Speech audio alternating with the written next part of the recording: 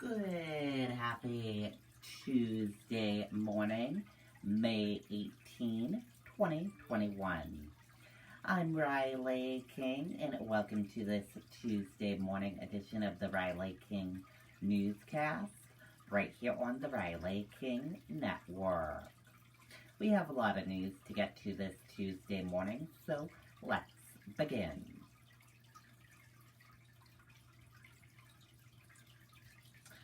First up,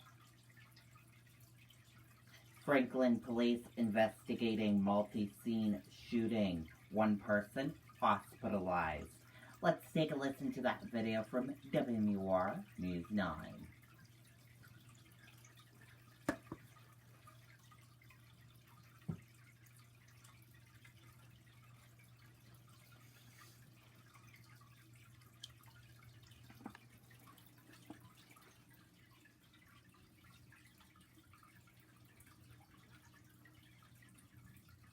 Tractor has been in our family since 1955, when great-grandfather Pearlie and our grandfather George decided to...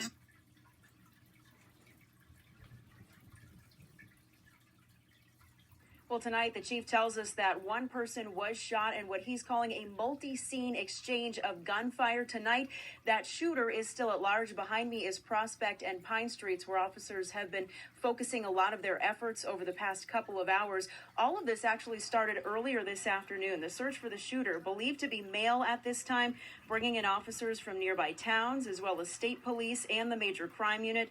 The victim was taken to Concord Hospital to be treated for gunshot wounds. The chief says he is expected to be okay. They're now acting on search warrants and interviewing witnesses and residents nearby. We did see a car towed from this scene earlier tonight. The chief says that is a part of their ongoing investigation. All of this happening on a beautiful day with a lot of people outside. A lot of people were out. It was very warm. It was very, in fact, while we were investigating, during the initial stages of the investigation, there were a lot of people out, and certainly there's always the possibility of stray shots, etc. Now, the chief says he does expect Pine and Prospect right here to reopen very shortly as the search for that shooter continues tonight. That is expected to be picked up again tomorrow with law enforcement officials. They are asking that if you see anything suspicious or out of place, to give them a call immediately. Live in Franklin tonight, I'm Charisse LeClaire, WMUR News 9. Okay, and there you go on that video and that report.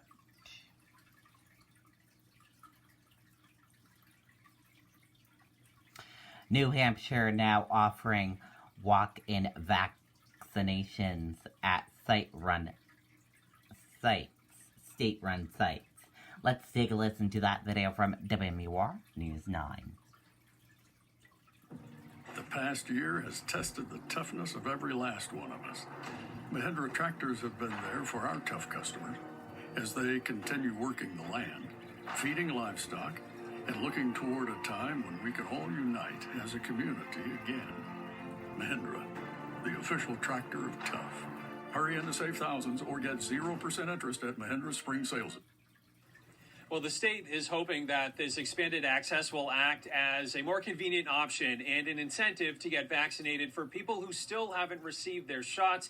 Also tonight, officials are preparing to step back from the vaccination process and pass it off to local health networks. 5% of Granite Staters have received their first dose of the COVID-19 vaccine. 42% are fully vaccinated. And tonight, New Hampshire is hoping to increase those numbers through a new vaccination option. We're ahead of schedule, so we want to do walk-ins now. As of today, anyone 12 and older can show up to a state-run vaccination site between the hours of 3 p.m. and 6 p.m. each day to receive a vaccine. No appointment needed.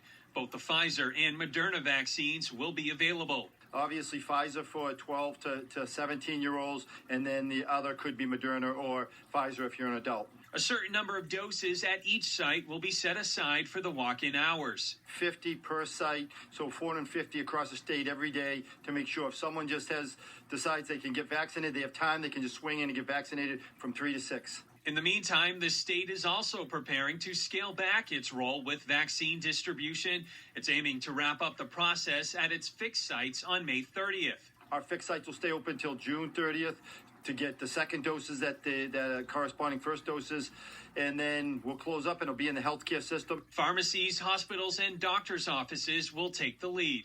Everybody will be able to get a vaccine wherever they want it. And now, Vinny, the state-run registration site will eventually go away following that May 30th date. Local health networks will actually just use their own scheduling programs. The state says it is also looking at possibly using vaccine mobile units to get out to local communities. Reporting live tonight, I'm Tim Callery, WMUR News 9. Okay, and there you go on that video and that report.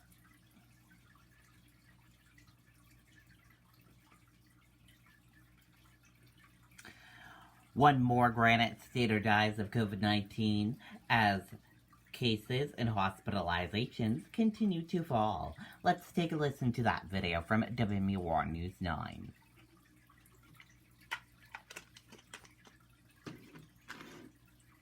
For the easy and the complex, the small stuff and the big, we're here with the affordable local loans, easy to manage accounts, and financial advice to help you blaze a trail, figure stuff out, and make your money go farther. We're Granite State Credit Union. Live bold. New Hampshire and Vermont are partnering with the North Country Health Consortium to hold a one-day Johnson & Johnson clinic with a twist. Good evening, and thanks for joining us. I'm Monica Hernandez. And I'm Tom Griffith. That clinic will be at the Lancaster Fairgrounds Friday from noon until 6. And anyone who gets a shot will get one free ticket to the upcoming Lancaster Fair this September. It is the latest vaccine incentive effort, something that continues to pay off in terms of COVID numbers. Today, the state reported one new death, but also saw the fewest new cases in a single day since November 1st of last year. Active cases and hospitalizations also dropped to levels we haven't seen since the fall. Okay, and there you go on that video and that report.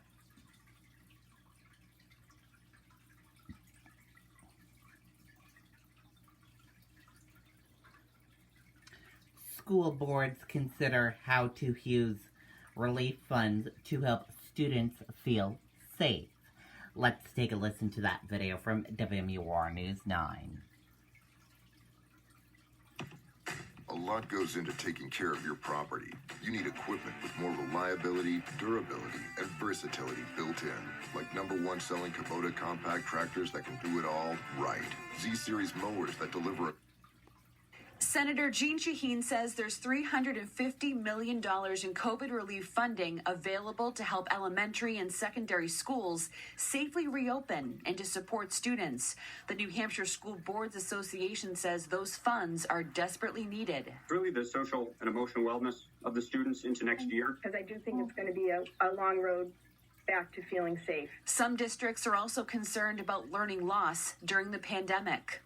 What are you going to do to, quote, catch up from the time where your school environment wasn't in an ideal circumstance? And members say it's not just the students who need help. Staff feels burnt out from the rigors of the constant shifts and changing. There's also a need for more teachers in the state. We do not have paraprofessionals. We do not have substitute teachers. We do not have bus drivers. Other districts are struggling to make necessary improvements to their schools' ventilation systems. I think some of the feedback I've received about the HVAC funding is that it probably won't be enough to do what older schools really need to have done. So that's something to consider. And in some cases, there is a need to make safety improvements to technology. The Cyber Act is they're taking advantage of the pandemic and really, focusing on schools and trying to exploit those weaknesses. If any other school districts have concerns about the upcoming school year, they are encouraged to reach out to Senator Shaheen's office. Reporting in Derry, Christine Carosa, WMUR News. Okay, and there you go on that video and that report.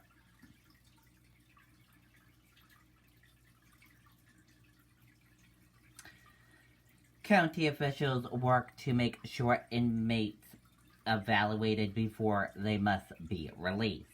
Let's take a listen to that video from WMUR News 9. The past year has tested the toughness of every last one of us. Mahindra tractors have been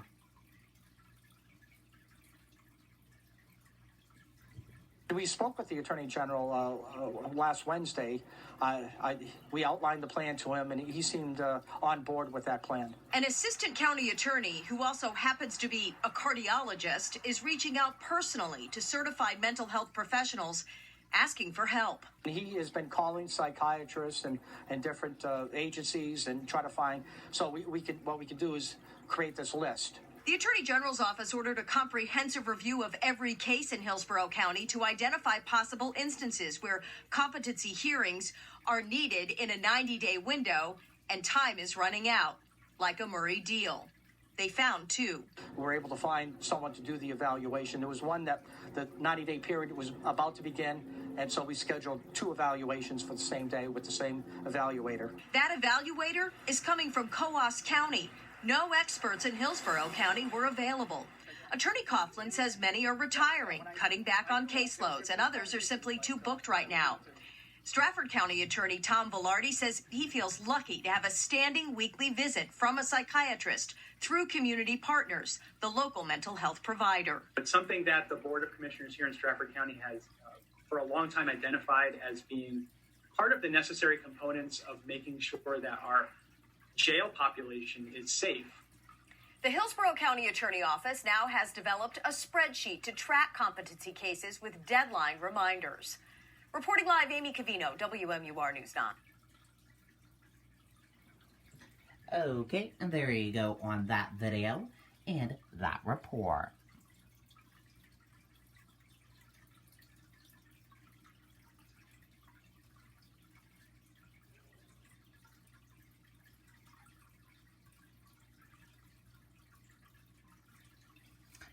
Can your employer require you to get the COVID vaccine? Let's take a listen to that video from NBC News. Audible is the best place to listen. And now with Audible Plus, stream exclusive originals, popular audiobooks, binge-worthy podcasts, and more like our full sleep collection. Stream all you want when you want. Try the new Audible Plus, free for 30 days. Go to audible.com today. Can employers require employees to get the COVID-19 vaccine before they come to work? As with many legal questions, the answer isn't really a concrete yes or no, but it's at least a probably. There is no federal law prohibiting employers from requiring vaccines of their employees. And the CDC says whether an employer can mandate the COVID-19 vaccine is a matter of state, not federal law. But in a roundabout way, there sort of is federal law addressing mandatory vaccines. Even if an employer decides to mandate vaccines for their employees, they still have to provide what are called reasonable accommodations for people with disabilities or religious objections. And of course, don't forget about collective bargaining agreements, which may require some negotiation between the employer and the union before requiring vaccines. There's already an established history of certain employers requiring vaccines, and that, of course, is in the industry of healthcare. Not surprisingly, if you're a healthcare worker, your employer probably has some pretty stringent vaccine requirements. The Supreme Court has long said that governments can make vaccines compulsory. And the Supreme Court has also said that mandatory vaccines can be required in schools. Employees who feel like they just don't trust the vaccine yet may find that that alone may not get them an exemption from the vaccine requirement at work. It follows from the default rule of at-will employment that employers can impose certain requirements on their employees as long as they don't violate federal or state law. There will be litigation over whether employers can mandate vaccines. Some is going on right now, but if you were to lay odds, the odds are in favor of the employer on this legal issue. Hey, NBC News viewers, thanks for checking out our YouTube channel. Subscribe by clicking on that button down here and click on any of the videos over here. Okay, and thank you for joining us for this morning edition of the Riley King Newscast right here on the Riley King Network. I hope you all have a great rest of your day, and I'll see you back here later on today for another newscast. Thank you for watching, and goodbye.